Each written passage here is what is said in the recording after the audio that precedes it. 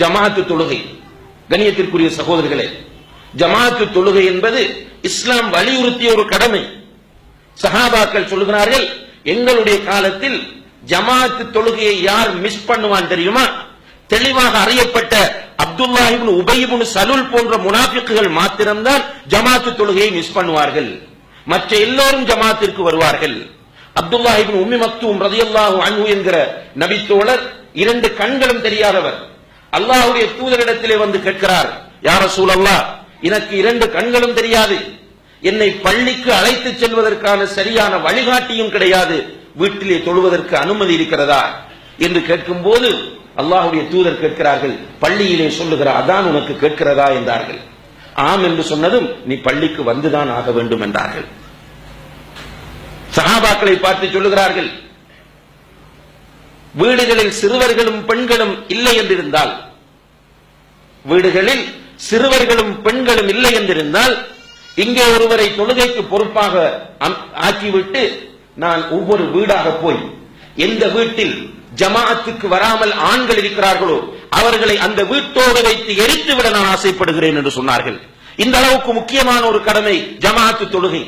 ஆனால் இன்றைக்கு ஜமாஅத்து தொழுகை என்பது குறிப்பாக இந்த குர்ஆன் சுன்னா பேசுகிறவர்களை பொறுத்தவரையில் இமாம் பித்அத் செய்கிறவர் என்கிற காரணத்தை காட்டி காட்டி அவர்கள் இந்த ஜமாஅத்து தொழுகையை மிஸ் பண்ணக்கூடியவர்களாக மாறிக்கொண்டு வருகிற நிலையை பார்க்கிறோம். ஒரு கூட்டம் அறவே தொழாமல் இருக்கிறது, பெரிய ஒரு கூட்டம். மார்க்கத்தின் பெயரால், மார்க்கத்திற்காக நான் தியாகம் செய்கிறேன், மார்க்கத்திற்காக கஷ்டப்படுகிறேன், குர்ஆன் சுன்னாவை நான் நிலைநாட்டப் போகிறேன் என்று சொல்கிற நிறைய பேர் இன்று ஜமாஅத்து தொழுகையிலே பொடுபோக்காக இருப்பதை பார்க்கிறோம். ஜமாஅத்தை மிஸ் பண்ணிட்டோம் என்று எந்த ஒரு கவலையும் கிடையாது. ஸலாத்துல் ஜமாஅத்தி அஃதலு மின் ஸலாத்தில் ஃபர்தி பி 27 தரஜா. ஜமாஅத்தாக தொழுவது தனித்து தொழுவதை விட 27 மடங்கு நன்மை கூடியது என்று அல்லாஹ்வுடைய தூதர் ஸல்லல்லாஹு அலைஹி வஸல்லம் அவர்கள் சொல்கிறார்கள். சுன்னா பேசுகிறோம், தொழுகையிலே ஒரு சில சுன்னாவுக்காக உயிரை கொடுப்போம், கோர்ட்டுக்கு ஏறுவோம், போலீசுக்கு செல்வோம், ஊரிலிருந்து விரட்டப்படுவோம், எல்லாவற்றுக்கும் நாங்கள் தயார். ஆனால் அல்லாஹ்வுடைய தூதர் சொல்லுகிற இந்த சுன்னாக்கள் நம்முடைய கண்ணுக்கு தெரிவதில்லை. இதெல்லாம் சிம்பிளா விட்டுட்டு போறோம். அதே போல எவ்வளவு பாவங்களை செஞ்சு கொண்டிருக்கிறோம். சின்ன பாவங்கள் அல்ல, சின்ன பாவம் என்றால் நம்ம செய்கிற இபாதத்துகள் நல்லறங்கள் அதை அழித்துவிடும். பெரும் பெரும் பாவங்கள் நிறைய செய்கிறோம்.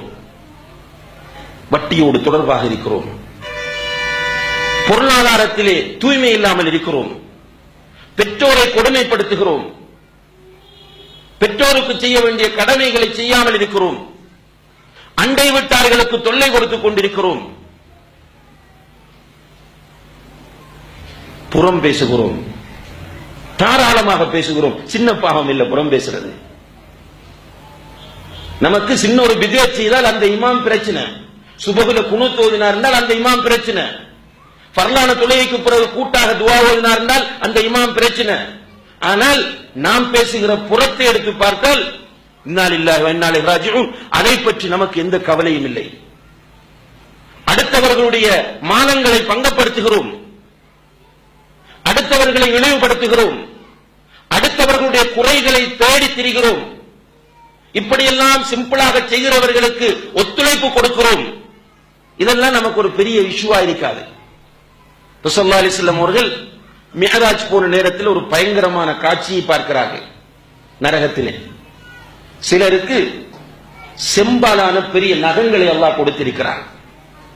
அந்த நகங்களினால் அவர்கள் தங்களுடைய முகங்களையும் மார்புகளையும் கீறி கிழிக்கிறார்கள்.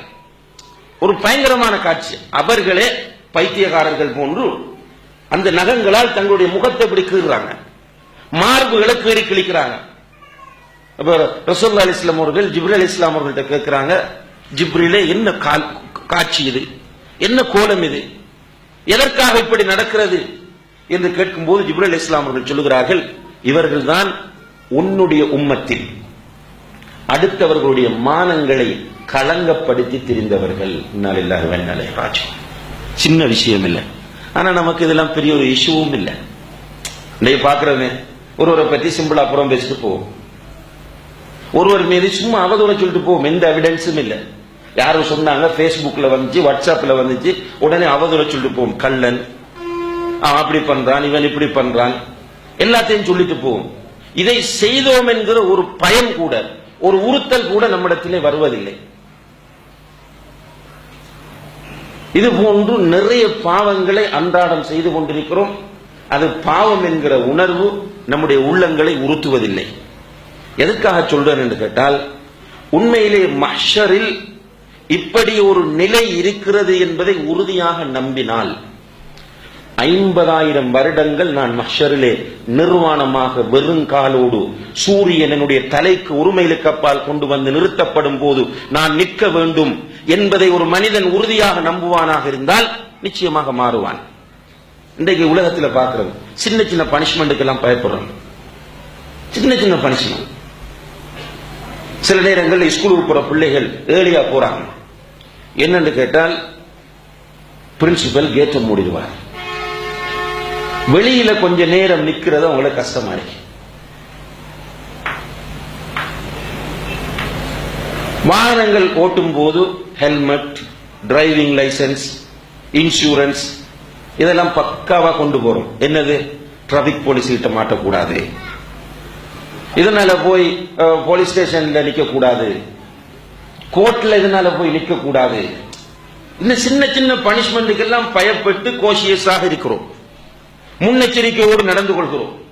ஆனால் 50,000 வருடங்கள் நிற்கப் போகிறோம் என்பதை மனதிலே எடுத்து கண்ணியத்திற்குரிய சகோதர சகோதரிகளே, நம்ம எத்தனை பேர் செயற்படுகிறோம்? ஒரு தடவை லைஃப்ல ஒரு தடவை தனிமையிலே உட்கார்ந்து நான் 50,000 வருடங்கள் உடம்பிலே ஆடை இல்லாமல் காலிலே செருப்பில்லாமல் சூரியன் என்னுடைய தலைக்கு ஒரு மைலுக்கு அப்பால் கொண்டு வந்து நிறுத்தப்படுகிற நிலையில் நான் நின்றால் யோசிச்சு பார்த்திருக்கிறோமா?